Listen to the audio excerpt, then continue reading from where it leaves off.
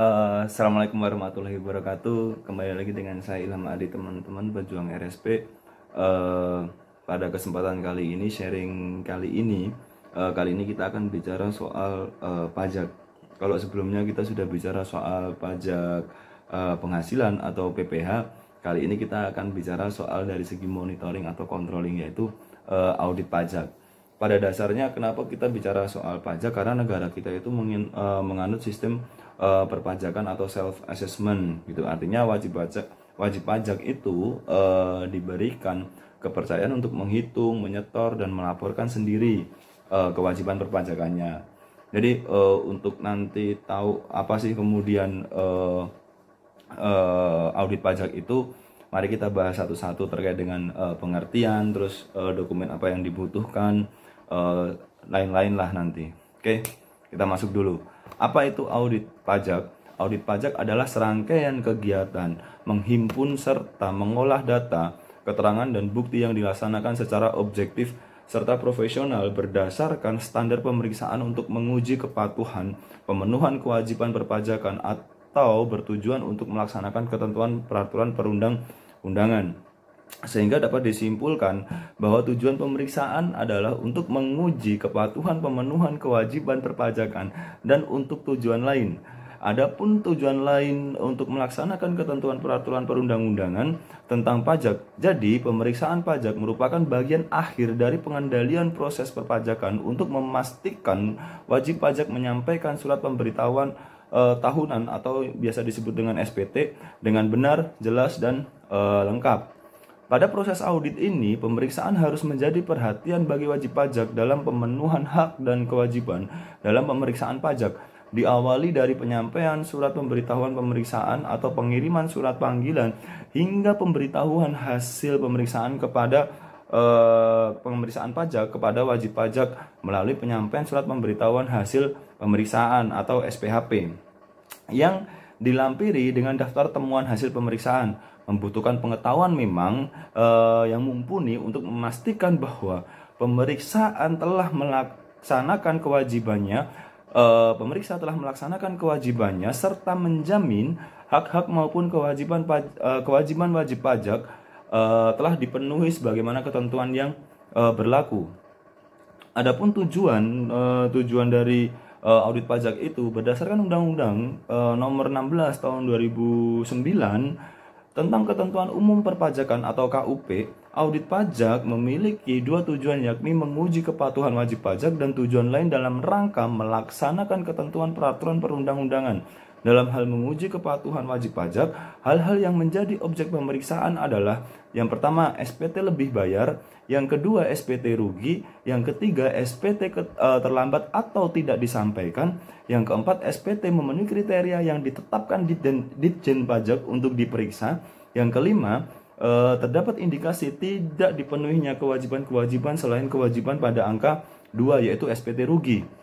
Dalam hal melaksanakan ketentuan perundang-undangan, yang menjadi penyebab munculnya pemeriksaan adalah: 1. Penghapusan nomor pokok wajib pajak atau NPWP; yang kedua, penerbitan NPWP secara jabatan; yang ketiga, pengukuhan pengusaha kena pajak atau PKP secara jabatan dan pencabutan pengukuhan PKP; yang keempat, wajib pajak mengajukan keberatan atau banding atas keputusan Ditjen Pajak atau pemerintah; yang kelima, pengumpulan bahan untuk menyusun NPPN; yang keenam, mencocokkan data dan atau alat keterangan; yang ketujuh, penentuan wajib pajak di daerah terpencil; yang kedelapan, penentuan tempat terutang atau PPN; yang kesembilan, tujuan lain selain poin 1 hingga 8.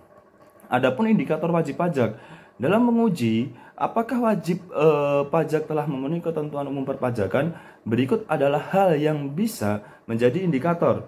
Yang pertama adalah adanya indikasi tidak memenuhi kewajiban selain kewajiban SPT rugi. Yang kedua, SPT telah memenuhi kriteria yang diperlakukan oleh Ditjen Pajak untuk dilakukan pemeriksaan. Yang ketiga, SPT terlambat atau tidak tersampaikan. Yang keempat, SPT lebih bayar. Dokumen-dokumen apa yang dibutuhkan saat audit pajak? Selama audit pajak, kelengkapan persyaratan berupa berkas-berkas atau dokumen pajak harus disediakan secara detail dan rinci. Dokumen yang perlu dipersiapkan antara lain ini sebelum pemeriksaan. Jadi sebagai seorang auditornya itu yang disiapkan adalah yang pertama dokumen pembukuan atau pencatatan akuntansi, siklus akuntansinya. Yang kedua adalah dokumen yang berhubungan dengan pendapatan, aktivitas usaha dagang, objek terutang pajak, serta pekerjaan atau profesi bebas wajib pajak. Yang ketiga, uang maupun barang yang bisa menjadi petunjuk pendapatan yang dihasilkan, aktivitas usaha, objek terutang pajak, serta pekerjaan atau profesi bebas wajib pajak. Yang keempat, faktur pajak sederhana. Yang kelima, buku atau catatan akuntansi lainnya. Lalu kesimpulannya apa teman-teman? Kesimpulannya adalah hal yang utama dalam proses audit pajak adalah memahami alurnya serta paham urusan administrasinya. Penjelasan di atas, penjelasan tadi itu memberikan gambaran detail tentang berkas dan proses yang harus dijalani wajib pajak sehingga memudahkan melaksanakan kewajiban perpajakannya. Selain mengetahui kewajiban waktu pemeriksaan pajak, wajib pajak sebaiknya juga mengetahui haknya sebagai wajib pajak. Yang perlu dilakukan oleh wajib pajak adalah berkonsultasi dengan konsultan atau ahli perpajakan dan tetap kooperatif terhadap petugas pemeriksaan pajak. Audit ini juga akan berkaitan erat dengan laporan keuangan secara komersial yang teman-teman miliki. Sekarang teman-teman bisa mengetahui lebih jelas apa saja kewajiban dan hak sebagai wajib pajak dan bisa meminimalisir kemungkinan adanya tumpang tindih pada gaji ataupun upah yang diterima. Proses perhitungan tarif pajak bagi perusahaan ataupun pembisnis memang membutuhkan ekstra ketelitian yang tinggi.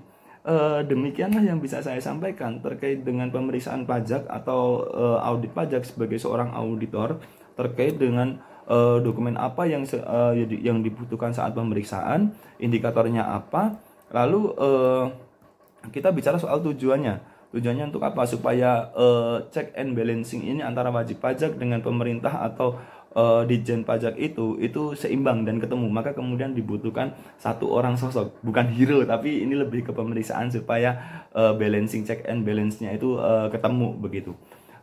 Demikianlah yang bisa saya sampaikan terkait dengan audit pajak ini. Semoga bermanfaat untuk saya pribadi, umumnya untuk teman-teman semuanya. Apabila ada kurang dan salahnya saya mohon maaf. Assalamualaikum warahmatullahi wabarakatuh.